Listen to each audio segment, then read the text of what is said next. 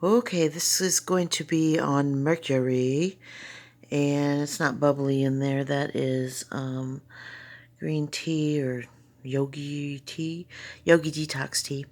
But this is going to be on Mercury. This is a little card thing that I got from Spencer's. I love shopping at Spencer's for, all kinds of things like Sublime t-shirts, band t-shirts, anything fairy or planet. Now this one came on a necklace. It's Mercury, the planet that rules communication, travel, social networking, and knowledge. And someone once told me that Mercury rules the higher mind.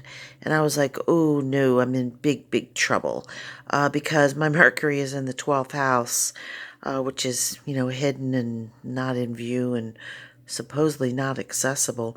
And it's in Scorpio, part of a stellium. But we'll go to the real Mercury. I was reading a book, an old vintage book by an astrologer named Celeste. And she said it was the most important planet in the chart. Now, I don't believe that.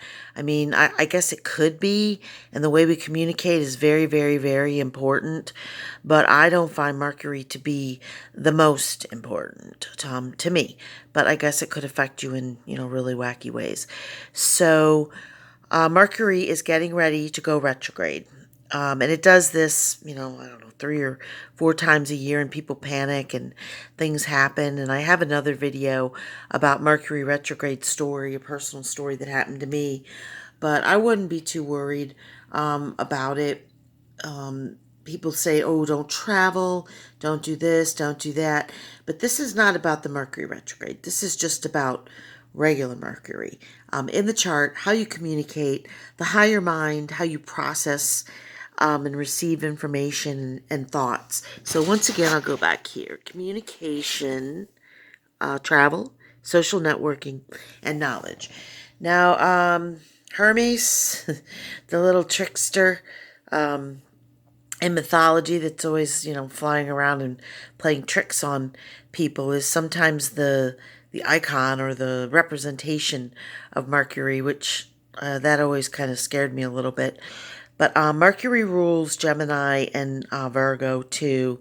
And there's an old saying somebody gave to me. I have a Virgo midheaven, and I was helping somebody way, a couple, way back in the very beginning.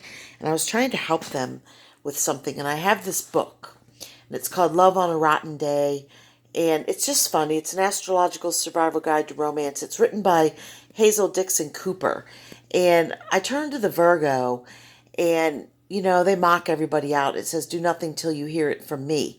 Ruler, Mercury, the god of idle conversation and light gossip. In combat boots, carrying a rule book and a riding crop. So I always say to people, look where your Mercury is.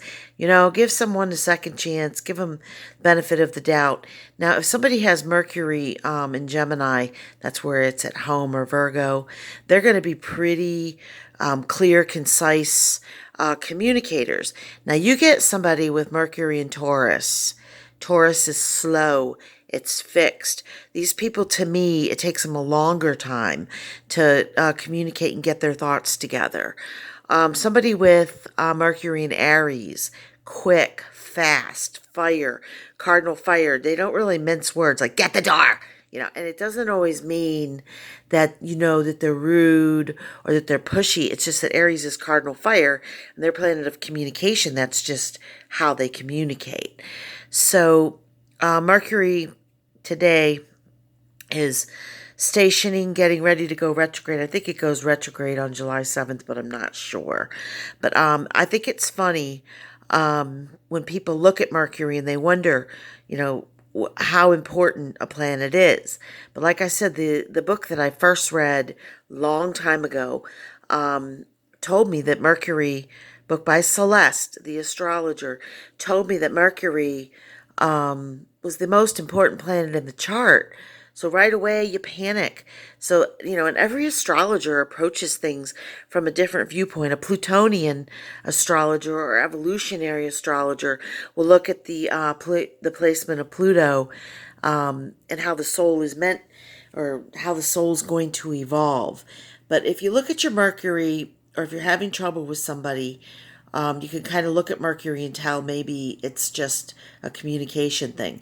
Now, I've almost gotten fired before from jobs, which I'm not really one to follow the rules, but I mean, I am always on time, I'm always clean, I'm always polite, but I don't know, I like to freelance and pretty much work solo.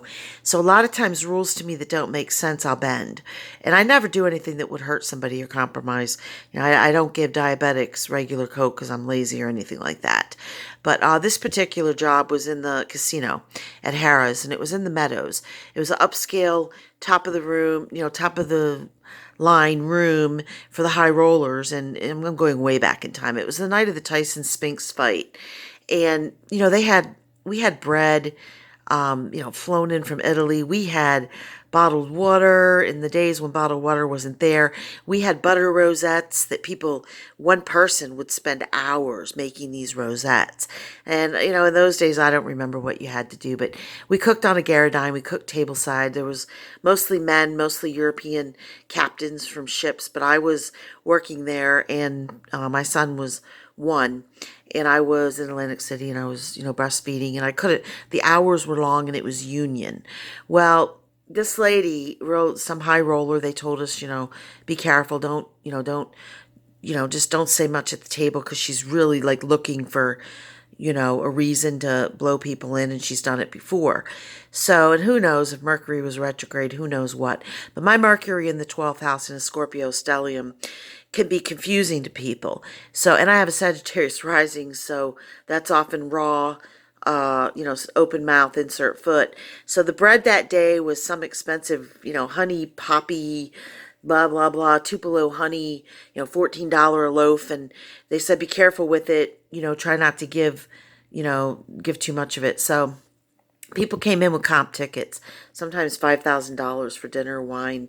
It was top notch. So she said to me, "This bread is for the birds," and it was her tone. So I thought that that wasn't our usual bread, and I thought that she was a regular, that she didn't like it. So I took it and I threw it away. So she got ready to go, and we had finger bowls with rose petals floating in it, and you swab their hands and whatever, pamper, pamper, pamper. So she said, "Where's my bread?" And I started laughing. And I said, "Oh," I said, "I thought you said it was for the birds, so I threw it away." "You threw away my bread. I meant it's for the birds, like the birds in nature." So I got written up. I had to go down and get the whole walkie-talkie with the manager type BS for, disobeying, or I don't know, insubordination. And I was like, laughing my ass off in the cooler, because I'm like, I thought she meant when someone in my family says that's for the birds, it means, it's BS. It's, poppycock. So did throw it away, and we didn't have enough. It was the end of the night, and I didn't have any bread to give her. So, I got written up and whatever. Mercury, how we communicate. Forgot what I was going to say. Actually, I have two phones that I use, and it's not a hoe phone, but it's like a phone that I use because the graphics on it are better when I have to do something with my artwork. And today I was like, oh no, like it's not uncommon for me to lose one phone, but when I lose both phones, like, phew, I'm like, here we go with Mercury retrograde. Now, I am curious, and I have heard this theory too, that during Mercury retrograde, people that are born in Mercury retrograde, or with Mercury in a spot like perhaps like me in the 12th house where it's a little subdued, Mercury retrograde may actually help us, because the communication's a little twisted for everybody, so you don't stand out as much. Now, I don't know that that's true, but I did hear that, and I'm hoping that is the case. And I think that's it.